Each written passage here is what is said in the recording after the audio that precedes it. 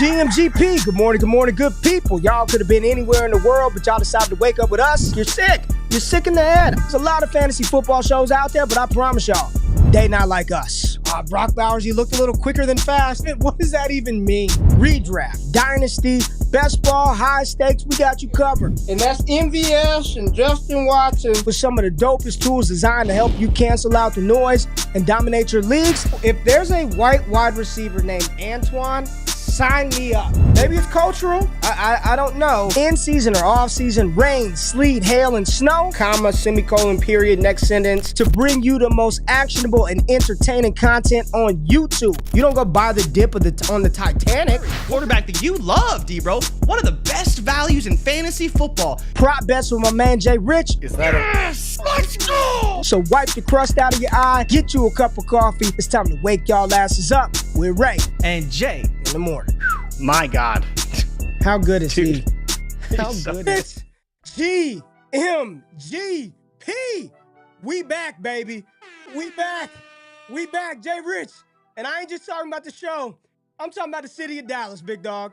The city of Dallas. We back, JRich. Cowboys making moves with George Pickens. The Dallas Wings gets Paige Beckers. And the Dallas Mavericks. JRich. Jay, the Mavs, baby. Cooper Flagg in the building. We're back. JRich, we are back. Appreciate each and every year in the building on this fine Wednesday, May 14, 2025. Y'all decided to wake y'all asses up with me and Jordan Richards. Hit the thumbs up button. Like the stream. Like the content. We got a lot to talk about. AFC Rookie Mini Camp. Hype machine. Hype meter. How we feeling? Heat check.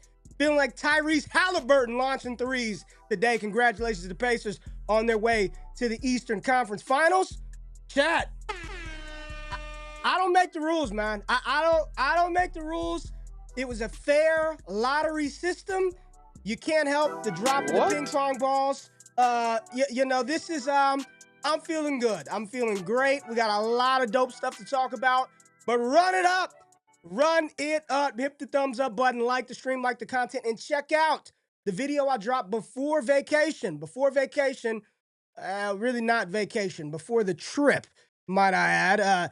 McMillan, the perfect fit in Carolina's offense with Dave Canales. Went through all the pass catchers, Xavier Legette, Jalen Coker, Adam Thielen, and yes, the first-round pick, McMillan. Talking about his fit, routes, usages, how we can anticipate his usage here in Carolina in 2025. So make sure you check out that video on the channel. JRich, how you doing this morning, man? How you holding up, Jay? I'm good, man. I'm feeling good. I'm happy to be back. We have a lot to talk about. How about my Mavs? Look, man, I'm very thankful, Ray. I'm thankful that we do not cover, we do not talk about, and we hardly discuss. Wait a minute. The worthless sport that is the NBA, rigging the lottery for the Dallas Mavericks, right? Just Johnny's trying to call me out. He said Mavs and Lakers, question mark. Yeah, I mean, it's fair, right? Because are you a Lakers fan? Are you a Mavs fan? You were a Lakers fan when they got Luka, but now you're a Mavs fan because they probably are going to get Cooper Flagg, right? You gotta... they're in the same conference too, so you can't even say, oh, this is my Western Conference team, my Eastern Conference team. Like, you got to pick one. So the people need to know right now, today, who is your team for 2025-26 season? Because this whole flip-flopping business, it ain't going to work this year. It ain't going to work, Ray. The Lakers are still, that's the team I grew up watching, but I live in Dallas, so I've got to cheer for the Mavericks. Nope, that's not what... Give us the answer. We need your firm take on who you're cheering for in 2025-26. Listen, I'm just glad to be back. I'm glad to be back. I've missed the people. We've been out since last Wednesday, so no show on Friday. Didn't have the show Monday. You didn't know who was on the hat. You didn't know the character on the hat, but I assured you and guaranteed you somebody in the wake-up chat knows exactly who's on this hat. It is one of the most iconic Disney characters of all time, Jordan Richards. I'm very disappointed in your lack of Disney acumen here with the gentleman that's on my hat. But yeah, I'm a Lakers Mavs fan. I'm very excited about the Dallas Mavericks acquisition of one Cooper Flagg. We're just going to start off. Jay, do you think the lottery was fair? Do you think NBA draft no. lottery. Fair? Yeah. Fair. Ray, just think about this for a second. The teams with the top 3 picks in the lottery have a combined probably 6+ all-stars on their respective rosters. And they somehow all ended up in the top 3. Like, I understand that the NBA wants the big markets to stay big and to get the best players, but, I mean, come on. The Jazz didn't even have a top 5 pick after being the worst team in the NBA? I told you guys seriously this. In our group chat. That's insane. I said they were not going to put American bred, American born Cooper Flagg in freaking Salt Lake City. It wasn't happening.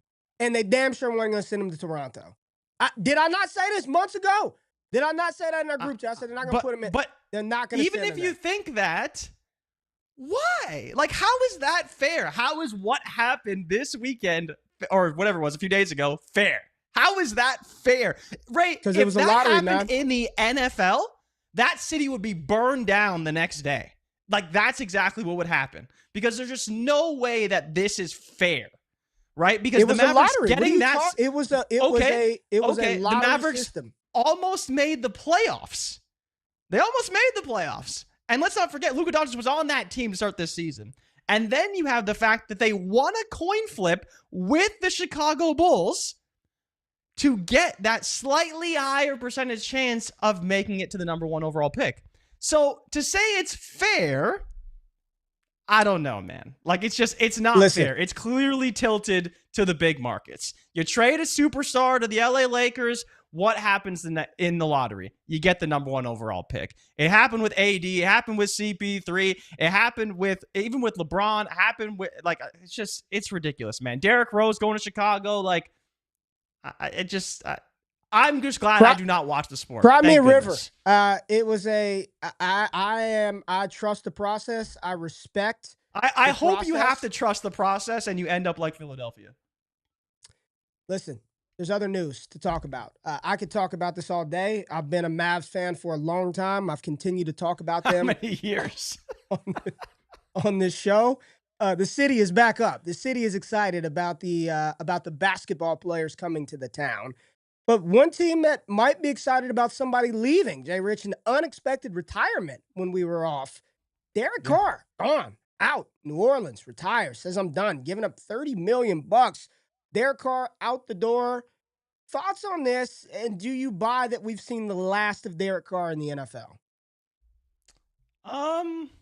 It's tough, you know. When he initially retired and we got the word that he was going to retire, I actually thought, yeah, he's coming back. Like, he wants to wait to get the surgery, whatever. He has every right to do so. He's getting paid like $10 million this year anyways from the Saints. But, you know, as more time has gone by, like, maybe he's just going to retire and just chill. Because if you're Derek Carr, like, what is the incentive to come back and be what? Russell Wilson?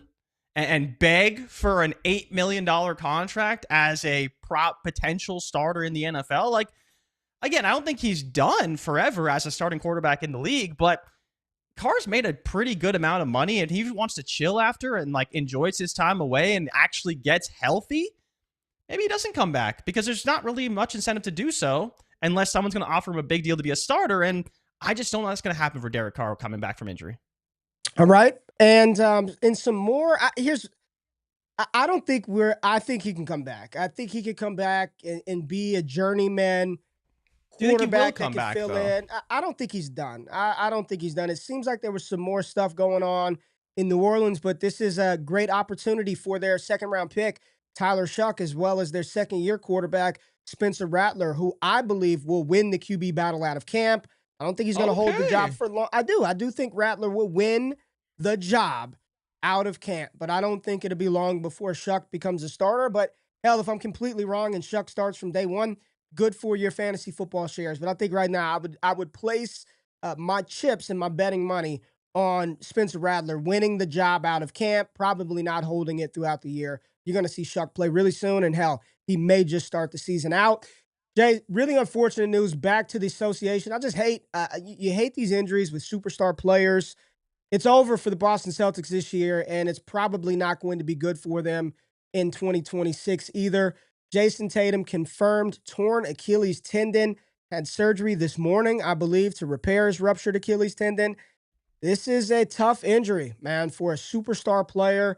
Celtics were struggling in this series versus the Knicks, but anytime you see a player of his caliber, an NBA champion, an Olympic champion, Jayson Tatum, one of the best players in the NBA, go down with such a devastating injury, it just, man, it's a stark reminder of just how quick shit can go up in flames, man. And the play in which he got hurt, all he did was step back, right? Step back to run. Everybody knows my story. You saw it live happen, just like a casual, just I did the same thing. I stepped to plant to run, boom, Achilles ruptures. So, Gone. any thoughts on Tatum, his recovery, what this means for Boston? I mean, they're done in this series versus the Knicks, but long term, like your thoughts, he'll get back to where he was, or you kind of like, I don't know.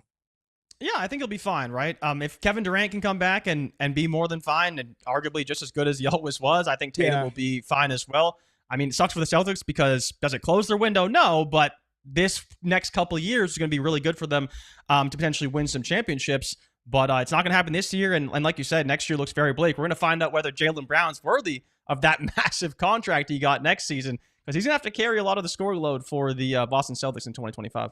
Yeah, it sucks, man. Prayers up to Tatum. I've been through it, man. It's a tough injury to bounce back from, but he has got infinitely more resources than I had as I went through my own Achilles rupture and recovery. So I've got no doubt that he'll be back. And, you know, he's explosive, but his game, he's smooth, man. He'll just reinvent himself. And he's got one of those games that I think is going to be fine with time. So heal up, Jayson Tatum. And I guess the Knicks, we'll see if the Knicks get it done. And we're going to head it for a Knicks Pacers Eastern Conference Final, man. Some nostalgia there. Patrick Ewing, Reggie Miller, probably a little before your time, but prayers up Definitely to before my Jayson time.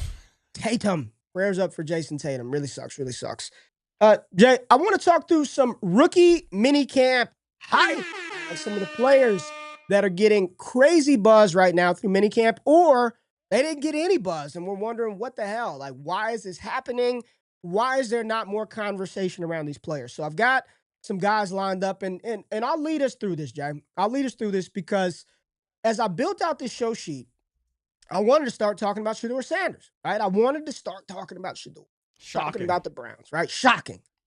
But then I thought to myself, no, we can't do that, JRich. I am truly curious as to your thoughts as to why there isn't more conversation around the number 1 overall pick in the 2025 NFL Draft, quarterback Cam Ward, who everything that I've read about him from the time they drafted him until now has been glowingly positive.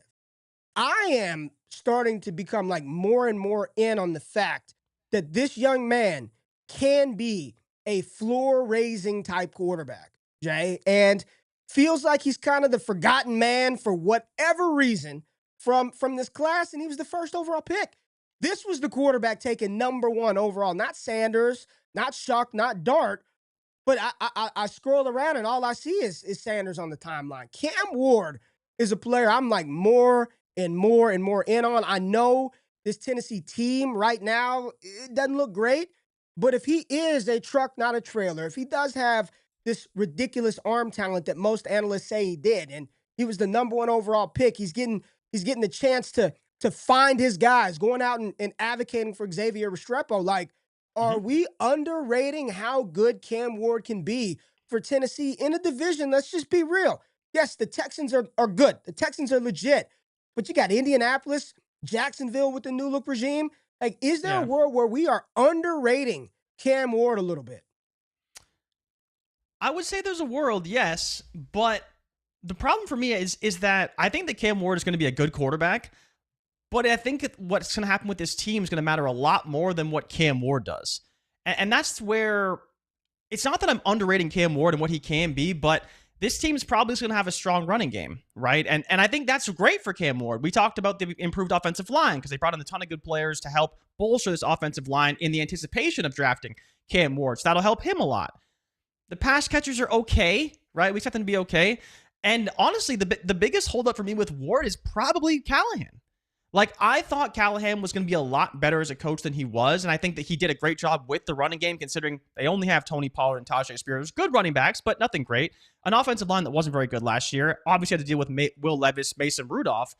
So we'll see what he does with Ward, and that's where I'm curious to see, is he the guy? Because I do think there's a world where Cam Ward's a little bit underrated and can be very, very good, win Rookie of the Year, kind of all that stuff. But like you said, a lot of people don't think that Cam Ward's going to win Rookie of the Year. They think it's Ashton Jeanty or it's RJ Harvey as the sleeper to win Rookie of the Year, right? They think it's going to be one of these running backs.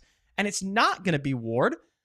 But I'm kind of with you. I think he's a little bit underrated. But at the same time, it's just this offense. It's this team. Like, the defense should be worse. Like, how many games they're going to win? Yes, the division's awful, but I just don't. I don't want to. It feels unlikely for Ward right now. He feels has an uphill battle in front of him, and that's the problem. Here's what it feels like a little bit to me. It feels kind of like Houston did going into 2023, the year they drafted Stroud. Let's be real. The sentiment on Stroud when he came out, I don't give a damn where he was picked. Low S2 score, Houston situation, not good. I don't want any part of the Texans. And there was real debate about Stroud's ability to come from Ohio State and succeed in the NFL, and he completely flipped that franchise around. We saw that with Jaden Daniels in Washington last year. I'm not saying that he's going to be those guys, but just everything I'm reading and I'm seeing, there's something about that situation where I don't want to just fade it because I think everything is bad. He still has Calvin Ridley. You've got tight ends that you can throw the ball to. It's not a decrepit wide receiver room. It's not the best, right? He doesn't have Jamar Chase and T. Higgins. Doesn't have George Pickens and CeeDee Lamb. But if he can show the type of promise to get the most out of Calvin Ridley, to make some of those other second and third targets and options viable, like, they're going to build around this young man who's got all the arm talent in the world. I think we are sleeping, which sounds crazy because he was the first pick in the NFL draft, on what Cam Ward can be for Tennessee and what he can do for this offense. Well, I think the biggest problem, and this is on me a little bit as well, because I don't know everyone they have in place to help Cam Ward, but like all we've ever heard and kind of read and even seen on tape with Ward is that he's got a ton of talent, but he needs a coaching staff and regime that's going to kind of rein him in a little bit. Okay. And it's Brian Callahan and this staff, the crew, that's going to rein him in. Because again, I'm not a big Brian Callahan guy. I had high hopes for him when he came over from Cincinnati, but we've kind of seen this before where when you come from a really good quarterback like Joe Burrow, it doesn't necessarily mean you were an instrumental piece of him being successful, right? And it's now Callahan has to take a quarterback who can be a little wild, can be a little crazy, and throw it all over the place. Again, love the confidence from Ward, but there is instances where you have to rein that guy in. And that's where, when you're comparing a situation like Tennessee and a situation like New York for the Giants, I know that Brian Daboll can take an erratic, hard-throwing quarterback and rein him in and turn him into a talented, more efficient NFL quarterback. And Brian Callahan has to do the same thing in Tennessee. So again, I'm not overly familiar with the regime there. Maybe they have a quarterback guru in there that can help Cam Ward, and Callahan is great at that himself. But if that doesn't happen, Ray, there will be an element of boom-bust nature, I think, to Ward week to week. And that's where the inconsistency will come from. And it will not necessarily hurt his development, but I think having the right coach in place for Ward is very, very important as well. I don't know if Callahan's the guy. Luke is just reminding us, too. He says, I think Will Levis is still hampering our view. How bad that looked last year with him at quarterback. I don't disagree that that's probably still in our train of thought to some degree. Look at what Will Levis did in that situation. Let's talk about another quarterback, okay? Let's talk about another quarterback. The most talked about player probably, Jay, in the NFL over the past week, it feels like. 5th round pick, Shedeur Sanders of the Cleveland Browns, wrapped up his rookie mini camp. And by all accounts, and you can see right here if you're watching on YouTube, make sure you subscribe to the channel, some of the pinpoint precision and accuracy in which he displayed at Colorado. Shedeur could throw the ball. He's got an accurate arm. The ball placement is there. All it counts is he had a very, very good rookie mini camp for the Browns.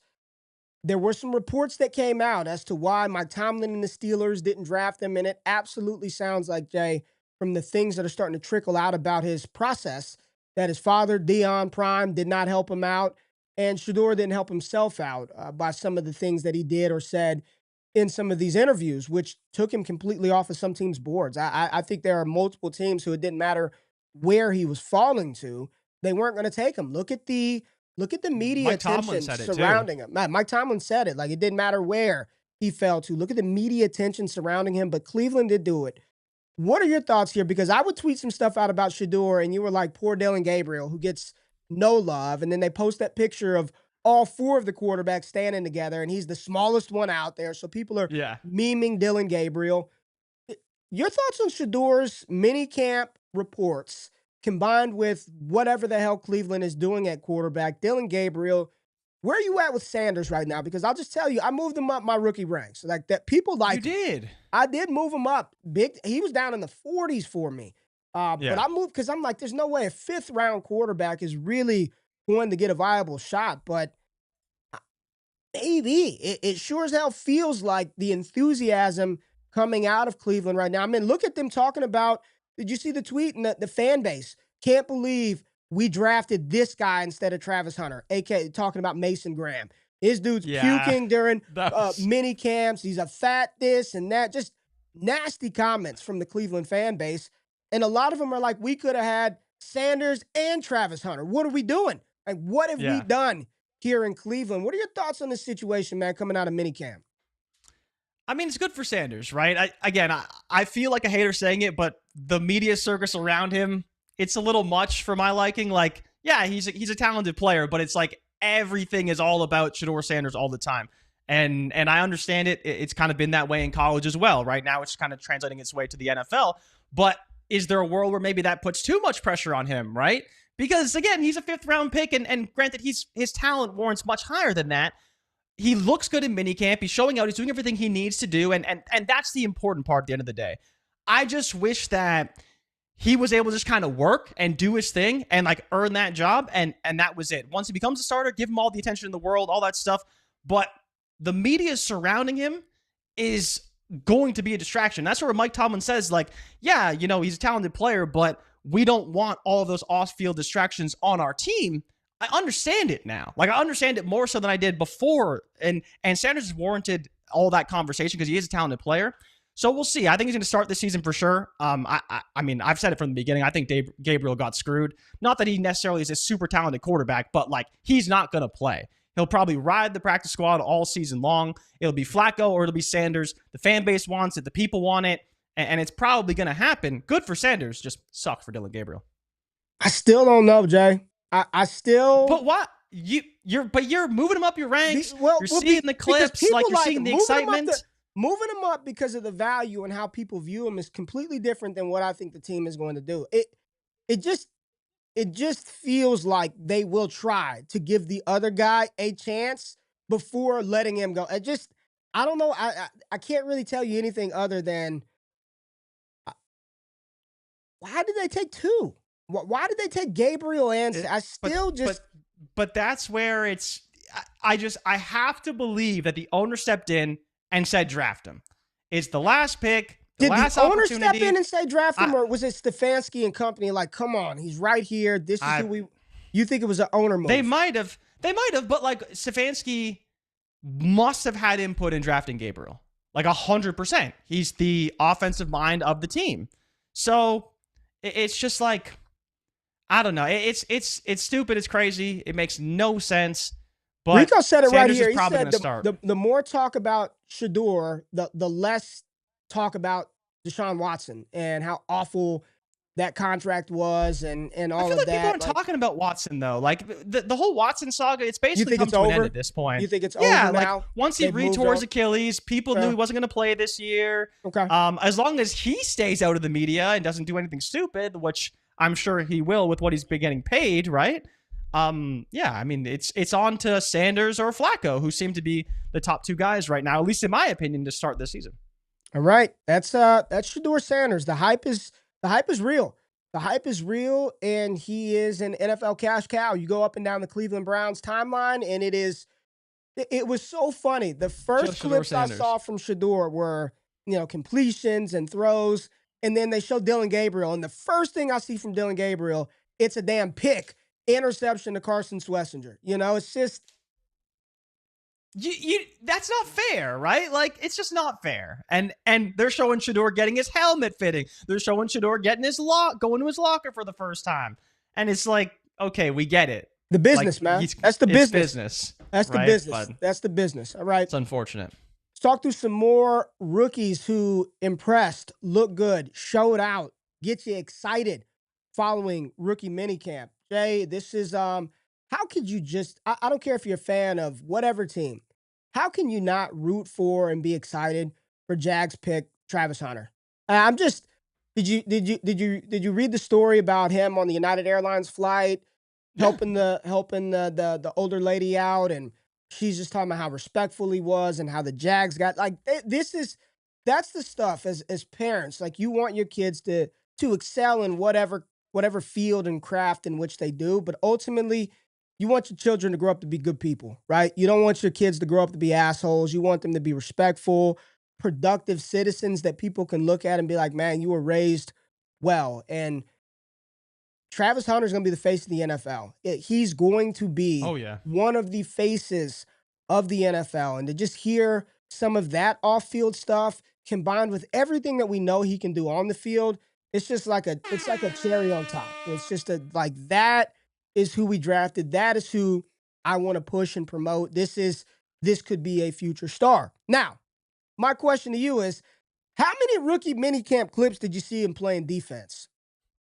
I Didn't see any. I haven't seen any. Have you seen any? Did you? Was Look, there he's any not playing clip, defense this week, right? Was there any clip with him backpedaling? I'm truly asking. I haven't read a report about how he did on the defensive side of the ball. Everything that I saw was him playing offense. And what have I been saying about Hunter since his sophomore year in college? Yeah. Right. I've always thought he was a better wide receiver than he was corner. I think his natural athleticism and gifts yield more for a high-level wide receiver, at least getting there faster than he could at corner. He's got all the skills and the tools to be a dynamic corner, but there is a lot of technician and things that you have to learn in order to excel at that. I know, Jay. I played a little corner in college myself. I've always felt he was a better receiver than defensive back, and I stand 10 toes down on it. I think that is what he's going to play in the NFL. He is going to be Travis Hunter, wide receiver, Jacksonville Jaguars, that they throw out there and they let him play some defense here and there.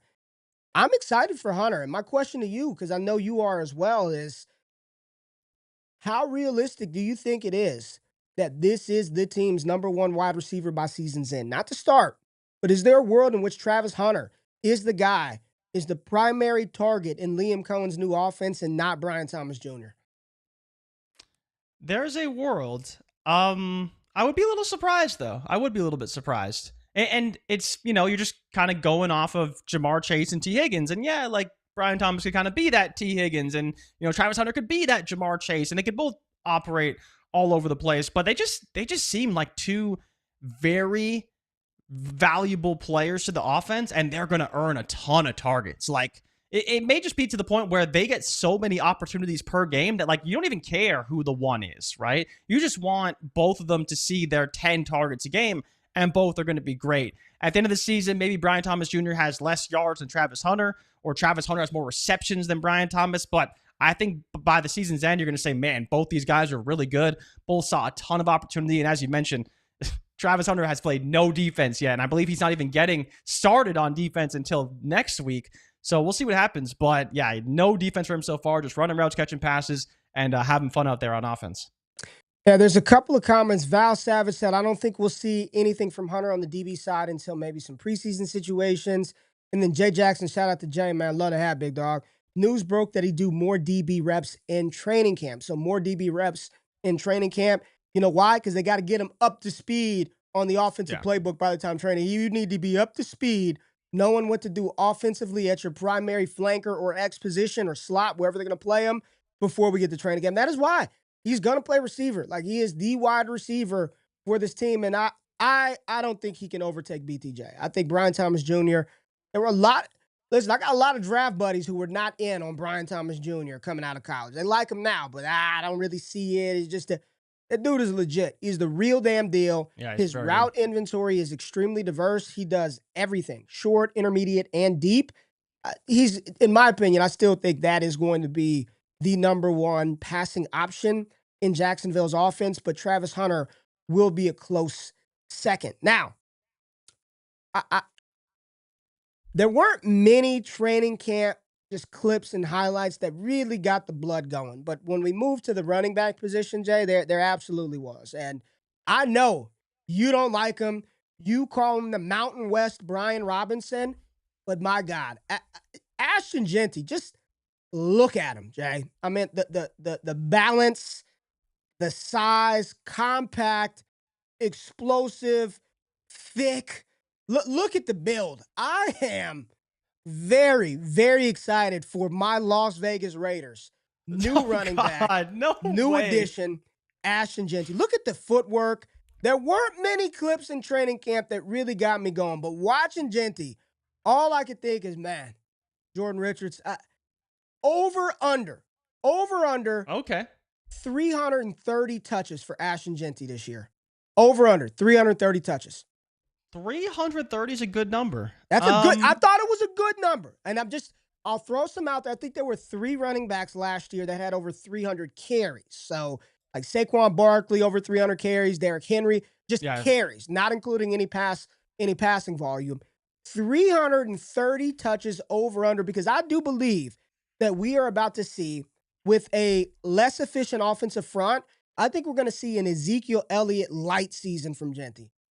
I wanted to go 350 touches. I thought 350, but that was being a little bullish. 330 over under 330 touches for Jeanty this year. So here's my measuring stick, Ray, and I want to know if you think he can surpass this, because this to me is, I wouldn't say modern day, but more modernish. All right. It's Najee Harris. Najee Harris in his rookie season, 307 carries. Okay. And 94 targets. Now, that was with Ben Roethlisberger, who we know likes to come running back a lot. But 381 touches for Najee Harris in his rookie season.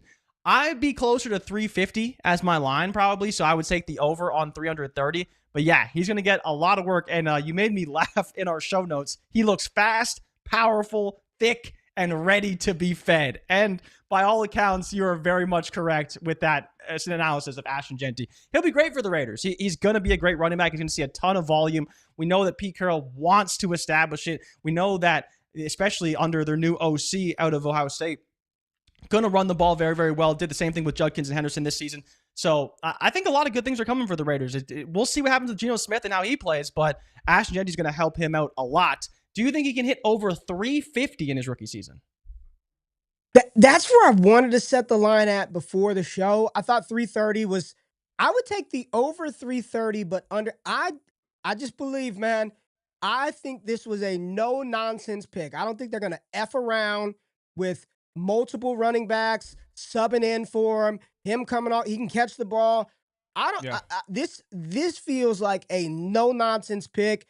And I know the offensive line is not great, but when you have Geno Smith, who is a perennial 600-plus pass attempt guy that is going to be able to get the ball to Brock Bowers, to Jacoby Myers, and we'll talk about some of the other Raiders receivers later, I don't think they're going to be able to stack the box. Like, okay, you do that, and Geno Smith will be able to exploit you on the backside. I know it's not a great O-line. I just don't see a world in where he's getting less than like 330 touches. They are going to feed Ashton Jeanty the ball in 2025. I'm very excited for my Las Vegas Raiders this year, Jay. Yeah, no, I think he's going to be really good. I think he really will. And it's going to come down to Geno. And like you said, I kind of disagree, and they're not going to stack the box. I think they know how good he is. Like, every defensive coordinator knows how good he is. And you'll get shredded by Geno Smith. If you're a DC, well, we'll see. I don't know if you're going to get shredded by Geno, but dude, you might. I know he's not this Hall of Fame quarterback. Geno Smith will dice you. Like, he's done it before. He is very capable of some monster passing performances. And this Raiders pass catcher, like, this is not this dilapidated group. These guys are competent. You've got one of the best pass catchers in the NFL at your tight end spot going into year 2. You've got a very competent wide receiver in Jacoby Myers, and they've added pieces around with a strong running game. And I love the offensive creativity. I think this is smash spot for Ashton Jeanty. And I know he was picked high. I'm going 330 over touches for Ashton Jeanty. All right, Jay, we got to take a break. But when we get back, we got a lot of other players to talk about, including Tre Harris. We got to talk about some Jack Bech and Deontay Thornton, Woody Marks, Mason Taylor, RJ Harvey. We've got more players from the AFC side to discuss, but we need everybody to run it up and join us today at what time? 7 p.m. Central Time on Bleacher Report, Jay. We'll be 8 going Eastern, live. Big Bleacher Report show today for the NFL schedule release. So make sure you pull up with JRich and I today on Bleacher Report, YouTube, or on the app. We'll be right back after the break.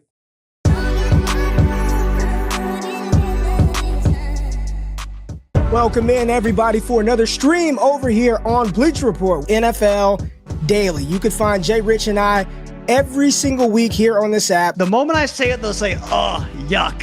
And it's got to be Najee Harris, right? It's that world is in an alternate timeline somewhere in the multiverse. It ain't here on Earth 616 or whatever. It ain't here. JRich and I are on every single Thursday, 7 p.m.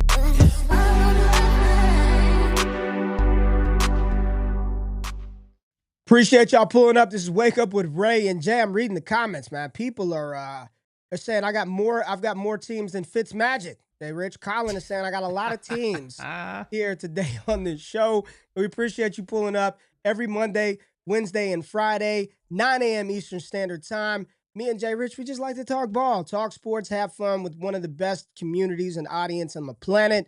So thank y'all for being here. Hit the thumbs up button, like the stream, and subscribe to the channel if you're not. Again, Bleacher Report every single Thursday. Bleacher Report NFL Daily, but we are going to be on live today as well as tomorrow to recap some of the schedule releases. We're excited about that show, talking through some of the top matchups. So join us tonight, 8 p.m. Eastern Standard Time. I've got the same damn teams that I've had since we started this show.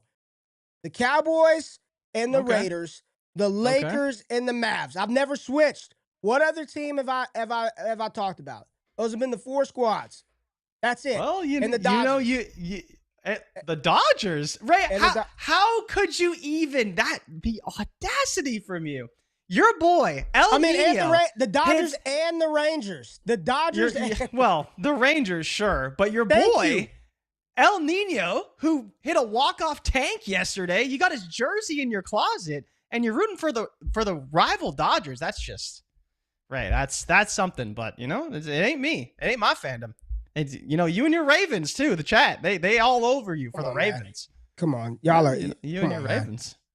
I'm not. Chiefs schedule is going to be. I'm not about to let you or this gaslighting chat get me excited today. I'm not going to let y'all fire me up because I know I have not switched teams. I don't code hop like that. So y'all can have your fun, joke about all the teams that I have. I will continue to root for the same teams that I've always rooted for on this damn show. Jay. Another running back. Can we talk about some more hype running back position? And listen, the Jeanty clips got me going. These ones were a second. The footwork was nasty.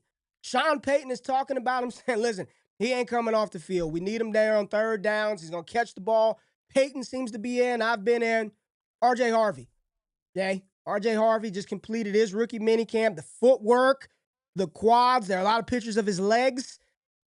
Jay, I'm liking what we're seeing out of RJ Harvey, JRich. What are your thoughts on this rookie and what he can do in this offense? And Sean Payton seems to be excited about him as well. Yeah, I mean, the RJ Harvey hype. Were we first on the RJ Harvey hype? I wouldn't say we were quite first, but we were definitely early. Once he got drafted there, we said he's going to rise. You should probably look to take him early. But Ray, I think this is a situation where first. I was first. I was actually first. You may have to argue D-Bro in the chat on who was first on old RJ Harvey. D-Bro don't want that smoke. I love him, but he knows he will tell you, yep, I was first on RJ Harvey. So you were not, but I was. Continue. No, I wasn't. I liked Harvey though. And remember when I did my little scouting in January before the Senior Bowl, I was like, man, this guy looks good. But no, I'm excited, man. Sean Payton saying everything you want to hear. I'm just curious, how far can this hype train go? Because it's building, Ray. Is it building like that? It's building. Is juiced up like that? Is juiced up like that? If it continues down this trajectory, man, RJ Harvey is going to be crazy hyped. People say he's old, but he's talented. He's fast. He's got great vision, great offense. Sean Payton saying everything you want to hear about a rookie running back going into a situation that seems wide open. Very excited for RJ Harvey, but you play the little bell cow. Payton, not historically bell cow type of running back situation, so we'll see. very excited for the offense. I want those high-value touches. I want the high-value touches. This is an offense that's going to prioritize the running back out of the backfield between the tackles. You've continued to talk about how good the O-line was, how good the defensive side of the ball was. First step, mission accomplished for R.J. Harvey. I thought he had a good-looking rookie minicamp. The things that I've read about him and his quick-twitch ability, his pass-catching ability, there's some clips out there, him running routes. I think he's going to be really good in Denver. And if he continues to slip in your rookie drafts, hammer the falling knife that might be R.J. Harvey. If you're in one of the DDFFB leagues, you're not going to get him. I mean, he's inside that top 7 spot, pretty secured.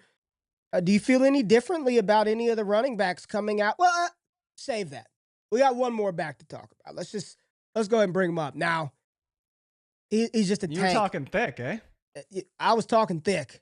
I like talking thick. I like him thick. I like him thick. Hey, Rich. Mrs. GQ knows this, okay? I like him. I like that. Boy, I like that. Omarion Hampton, JRich. I mean, he looks big as shit. Like he does. Dude. He looks so much bigger than every other running back that's on an NFL football field. Like, where is Najee Harris? Well, look at Hampton. Jay. So big, man. I am very it's only a matter of time, okay? Najee, I know they paid you a little bit of money. I get it, right? You'll come in, you'll do what's required. It's only a matter of time, JRich. The countdown is on for the Omarion Hampton takeover. By what week is he out there in the full? He's going to be the lead back before the end of the season. I've got no doubt in my mind. He's probably going to be the lead back before the end of the season. I've got no doubt in my mind this specimen is going to be the lead back. There was a clip where they were going through the drills. Najee was out there. And Hampton was going, I'm looking at Najee, watch Hampton, and he even looked like shit. Like, man, my days are numbered. This young bull is going to be a problem. I wish my Cowboys took him. I was all, don't take Hampton at 12. You don't want to do. I wish they did. How excited are you for Omarion Hampton in this offense? It's going to be a good situation. It really will. Both are going to be great. And I think the best thing about both the players now, having a Hampton and a Harris, like say what you want about Najee Harris, but I forget which coach was talking about it, but having different players that when you put them on the field, the defense doesn't know what you're doing because you put certain players on the field, they think you're probably going to pass the football. And having Najee Harris and Omarion Hampton, like it doesn't matter which one's on the field. They could run the ball right up the A-gap, or they could catch passes out of the backfield. So the diversity they're going to have offensively is going to be great for Justin Herbert and great for the offense as a whole. But yeah, if Hampton continues this trajectory, he's going to be starting a lot sooner than I thought he would early on in the season. It's early. It's very early. But man, he looks big. And I don't think you're keeping that guy off the field. Yeah, you want some Omarion Hampton. I am very excited. My God, look at just JRich, running back utopia here in 2025. I see some people talking about Bechel Tootin. He looked good in rookie minicamp clips as well. Excited about him. Yeah. Not excited about the fumbleitis that he had at Virginia Tech, but the speed, the explosiveness, good. I think people are overvaluing him a little too much. He's not Bucky Irving, in my opinion. But excited for Hampton, Harvey, Ashton Jeanty, and an underrated one from the AFC that the head coach has spoken about multiple times throughout the past week. Woody Marks out of Houston, DeMeco Ryans, Jay, and I think I've got some notes in the show sheet. Can you read what DeMeco said about Woody? I would if I could, Ray. I would if I could.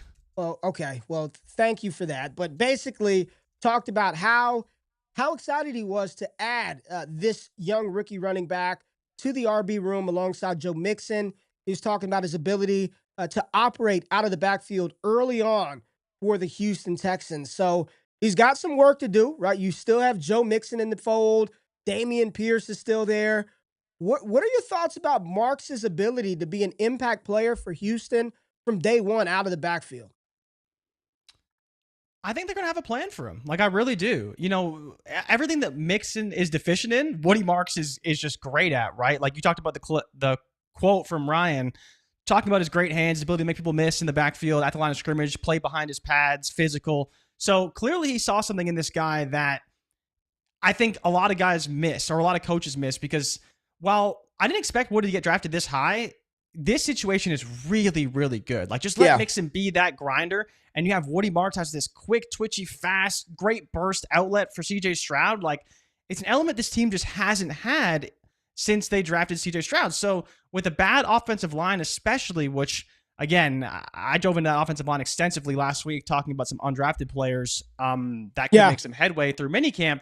And it's like, it's still going to be a lot of work they got to figure out. A lot of players they got to figure out. Basically, the whole interior, left guard, center, right guard, very much unestablished. The tackles should be okay. But just having a player that you can just throw the ball to on a little flare route when you're under pressure is going to be vital for a player like Stroud, who I believe was the second most sacked quarterback in the NFL last season with over 50 sacks. So Marks adds an element they desperately need, I think. And if he can do some stuff in pass pro as well, then he can be an asset in that way. Now, he's probably not going to do a lot of that, but I think having a running back that's so much different from Mixon can provide tremendous value to this offense as a whole. And again, I'm going off of the quotes from the head coach and his enthusiasm about the addition. And what I didn't hear was, oh, he's going to be the lead back. It's like they have a clear plan for him. We know what Mixon is going to do. We know what Mixon can do.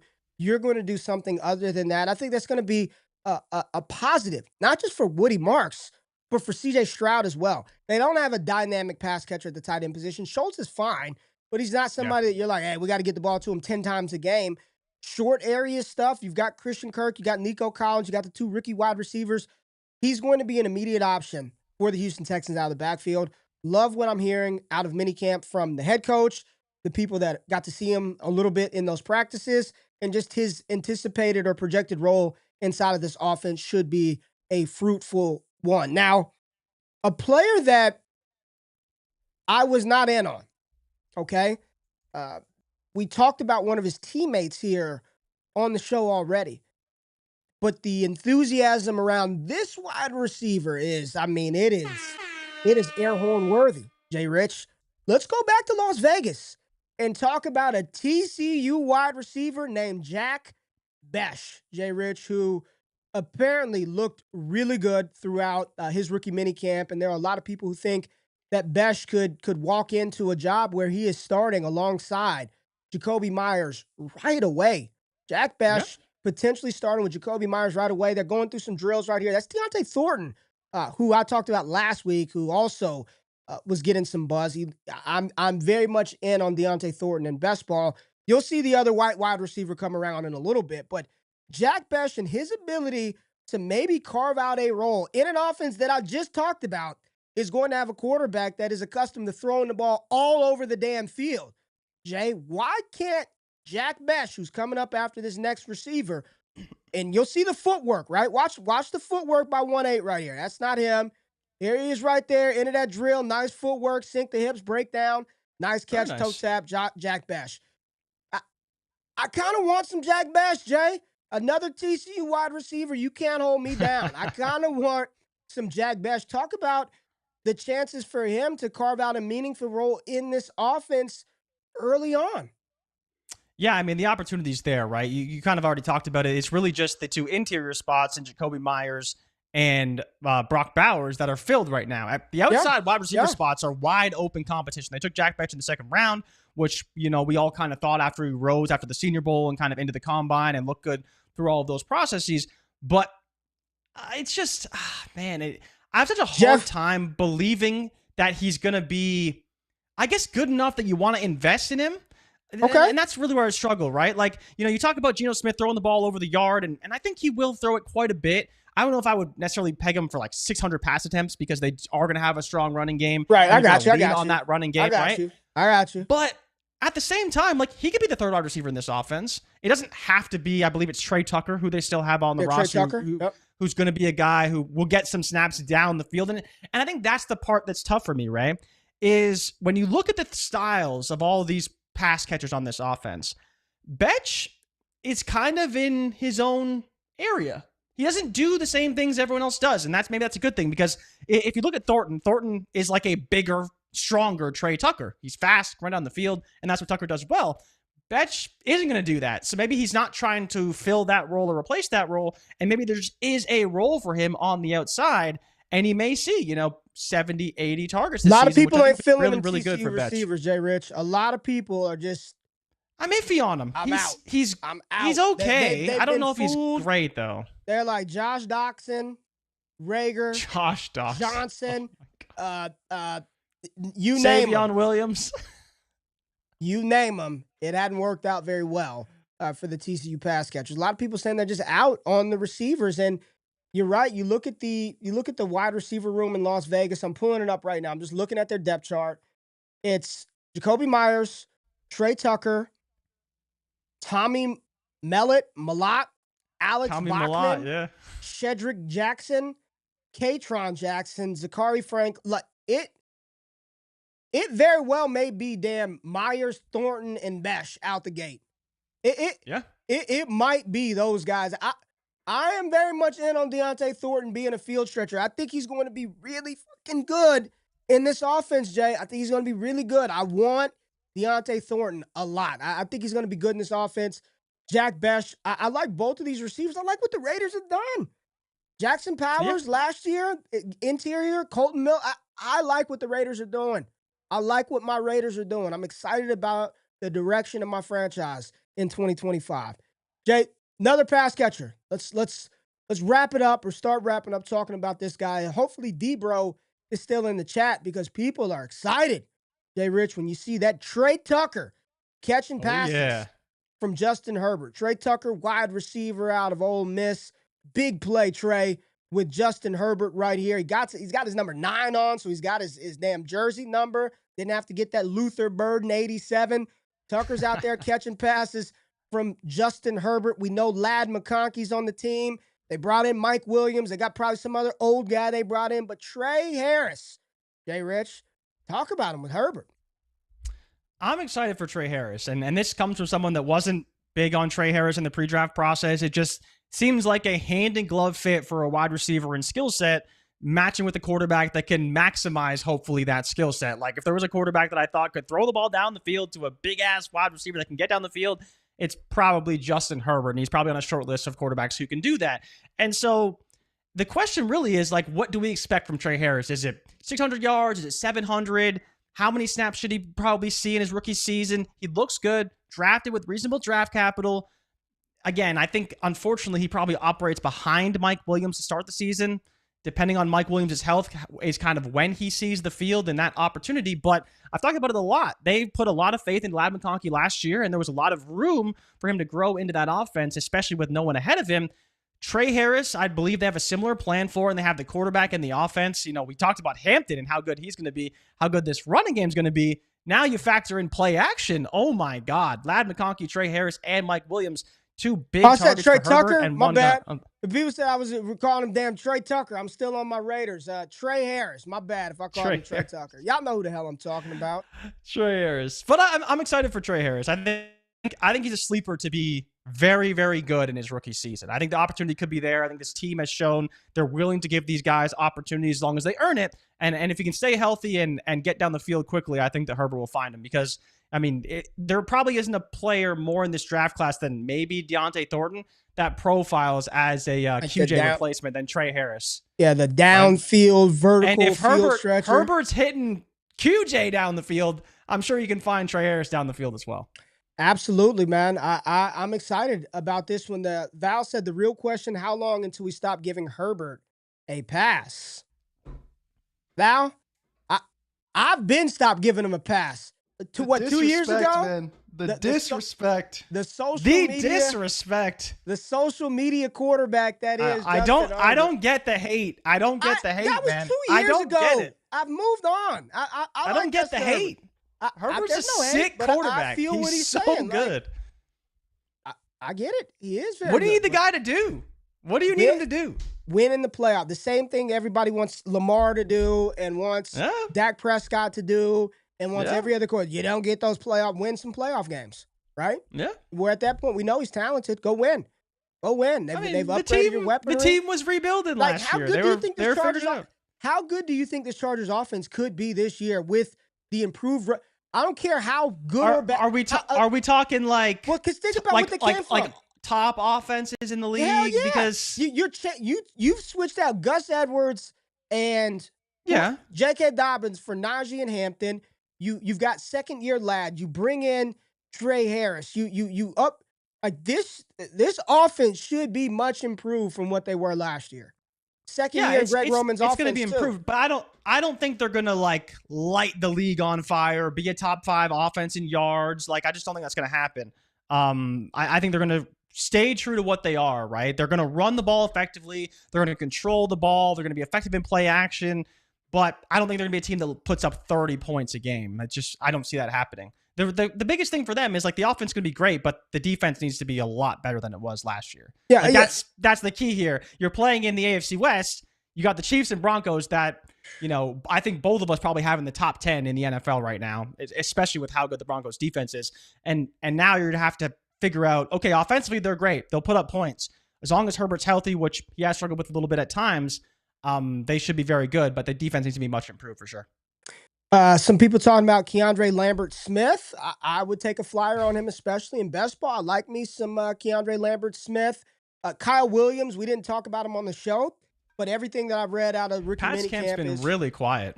There hasn't been a lot.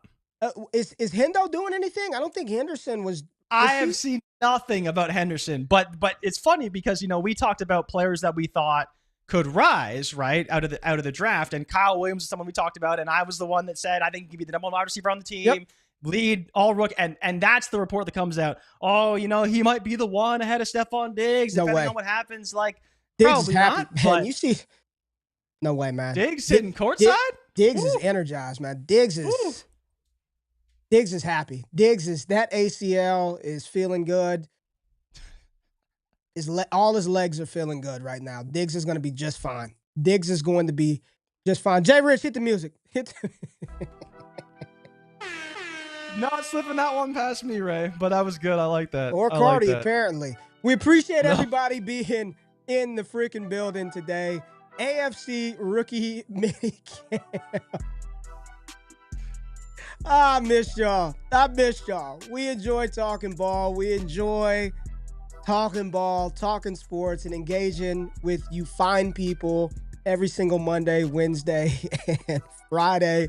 We'll be on Bleacher Report tonight, 8 p.m. Eastern Standard Time, going through some of the top games from the NFL schedule release. And then we'll be on Bleacher Report again on Thursday, going through, what are we doing on Thursday? Games. We're ranking revenge games, yeah. Let's go. And Ray, it was just announced. We got Chiefs-Eagles Week 2 in Kansas City. That's going to make the list for sure. There it is. I appreciate y'all bearing with us with the brief delay. Trip was good. We're back. We're excited. More content coming on the channel. I think I'm going to do a Matthew Golden breakdown. Same thing that we did with the people need it. Ted McMillan. I'm probably going to do it with Matthew Golden. So if you missed the top of the show, dope video about Tedero McMillan's fit in Dave Canales' offense, what routes he did versus the routes that were deployed last year from the pass catchers. Make sure you check that video out on the channel.